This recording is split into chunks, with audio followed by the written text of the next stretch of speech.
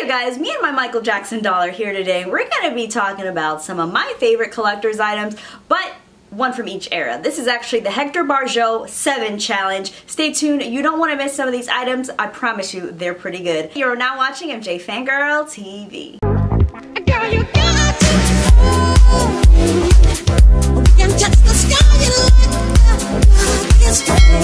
and Alright you guys, so if you have not seen my face before, my name's MJFANGIRL and I make videos for the Michael Jackson fan community. So if you're interested, make sure you're hitting that subscribe button and clicking the notification bell so that you know every time I upload, because you know, I mean, you don't want to miss out, do you? So my good friend Hector Barjot, all the way over in France, made this awesome, cool collector's challenge. He is one of the biggest Michael Jackson collectors in the world. He has an amazing channel. Go and check him out. I'm gonna leave his channel name and his link in the description box. But yeah, he made this challenge. He has an amazing space, okay? Amazing space of Michael Jackson collector's items over in France, and it was amazing. I actually got a chance to visit him with my girl Gadget Trish. It was about almost 2 years ago now. Like, time really flies. But yeah, we had a great time, and I'm excited because he created this challenge where I'm supposed to share in celebration. I'm gonna be sharing one from each era, like my favorite item from each era. And you guys know I'm partial to t-shirts, so I'm gonna have a lot of that, but basically each era would be signified by each Michael Jackson solo album. So let's get into it, starting with Off the Wall. Alright you guys, so for me, I'm gonna have to start off with this Michael Jackson special edition. Back in the day, this wouldn't have been like a special item, but I feel like it is for me and for a lot of people that, you know, this is out of print. I'm pretty sure that they are not making this anymore, but you can probably find it on eBay or a secondhand website or secondhand music store.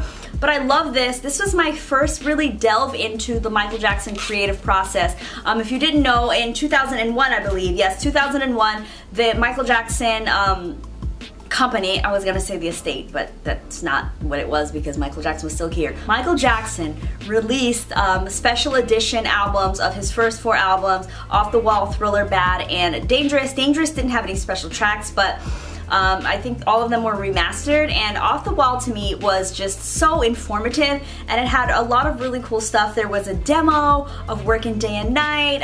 There was like some little, you know, anecdotes about, you know, the creative process of certain songs, and She's Out of My Life and Michael Jackson crying and why, you know, that was such a big deal to Quincy Jones, and just like, you know, it was really, really cool.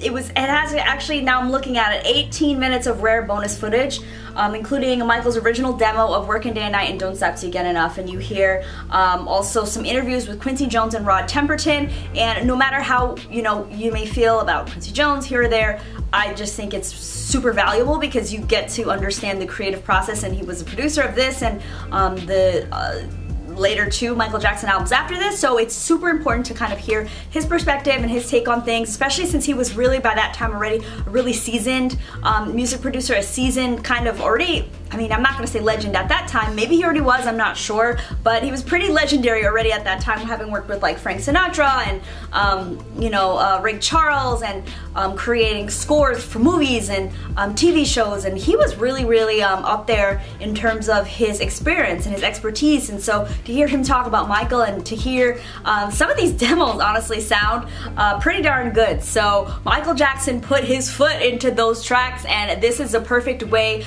to kind of familiarize yourself with his creative process. So this is my item from Off the Wall. Alright you guys, so you guys know I love Michael Jackson t-shirts. I have so many, too many, and I keep buying more, which is kind of ridiculous, but I digress. My favorite item from the Thriller era is this original Thriller Michael Jackson t-shirt. You guys can see this is not a reprint. I'm gonna kind of bring it up close to you guys so you guys can see, but it is an official large t-shirt from Screen Stars, and I'm not sure if this is torn merchandise or if this was just merch, officially licensed merch that came out in the 80s. It says here, 1984 Triumph Merchandising Inc. Official. I just think it's so cool. I love having kind of like a piece of history. This is major to me, and a lot of people ask me, MJFANGIRL, where do you get your shirts? And I always tell you guys, Poshmark. Poshmark app. If you're in the United States, you need to check it out. Like, I'm not joking, you guys. I got this for $8. And I don't even think that was including shipping. I think it was like $5 and $5 shipping, or, well, that's not 8. But it was very cheap. I think it was $8. It was less than $15 for sure, including shipping. and to get like a high quality, it seems as to be never used shirt like this is just amazing. And you've seen me wear it. I'm not one to shy away from wearing my items. I just wear it. Only certain things I have that are closed that I'll always keep closed because I do care about the next generation and preserving certain items and never opening them, but that's my favorite from the Thriller era. Okay, so from the Bad era, it's probably gonna be, honestly, my Moonwalker poster back there, but this is a close second. This is actually a sealed Moonwalker poster. This is from the Bad era, and I love it. I have no idea, honestly, what it looks like on the inside, but I might insert some pictures here. I'll look it up, but I do want to open this, but I'm not going to because honestly, what's the point? It's really cool having it kind of like this, and unless I'm going to display it to where you would actually see the months, there's no need.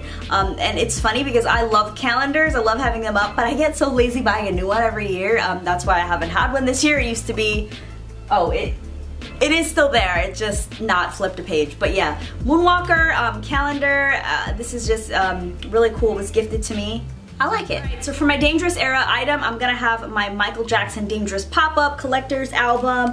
I have shared this before a long time ago. It's not in the greatest condition, it's a little dusty to be honest with you, but I love this. This is one of my first really collector's albums, collector's items that I purchased on eBay when I was working at my little catering hall job, trying to get up some money.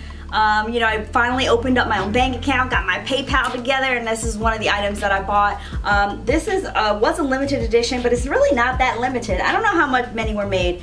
I think a couple thousand, but this is a collector's edition, first printing. I don't know if there were other subsequent printings, but this means a lot to me just because it was one of the first items that I owned. History. Now, I'm sorry to go into another t-shirt, but this means a lot to me because History merch, tour merch is so hard to find for me. It's so hard. I don't know why, but it's either been super expensive or super hard to find. And this is an original History Tour t-shirt that was gifted to me. I'm just obsessed with this. It's so amazing. And it's in great quality too. Like, I've just washed it regularly. I usually never dry my Michael Jackson shirts on like the high dryer cycle. I usually leave them to air dry. But this one, I think I might have washed it and had it in the dryer too this past time. And look, it's so super vibrant. It's just like, I love it, you guys. I'm a sucker for t-shirts. So I'm sorry if you thought that I was gonna bring something else out, but I'm just me. Alright, so the sad news is I don't really have anything for Blood on the Dance Floor besides the actual CD, but the good news is I do have this doll. This came out in 1997, so does it count as Blood on the Dance Floor era? Comment down below, even though it says History on it, comment down below and let me know if this counts as Blood on the Dance Floor era. I think it does because it's in between Blood on the Dance Floor and Invincible. But yeah, I love this doll. This was gifted to me by my friend Gadget Trish. If you don't know, she has a channel. And I posted about this in one of my unboxing videos. She has a channel, so go ahead and make sure that you go and check her out. She's one of my good friends. She's one of the people that actually inspired me to create a Michael Jackson YouTube channel. She was one of the first people. She did like those huge Thriller doll unboxings. So yeah. Go ahead and check that out. She has a great channel and I love this doll. She knew that I wanted this because actually when we went to visit Hector in Paris, this was one of the items that we saw in, there's a store, I forgot what it's called now, but there's a big store that has a lot of Michael Jackson and other celebrity merchandise, and I saw this and I was like, I wanted this so bad when I was a kid, and we kind of walked past the display in KB Toys and I kind of looked at it, and I don't know why I was afraid to ask for it, but I am so grateful. I love it, and yeah, this is my Blood on the Dance Floor era item. Alright, last but never least, I have an item from the Invincible era that means a lot to me, and of course, I love my Invincible poster back there. That's an original promotional poster from the stores, and I got it off of eBay if anybody's interested, but this is my prized possession, you guys. This means so much to me. This is the Vibe magazine that came out in 2002, Invincible era obviously, and this just means a lot because, I don't know you guys, I think for me, besides me going to see Michael live, which was obviously like the highlight of that era for myself, I was about 14 when I saw him.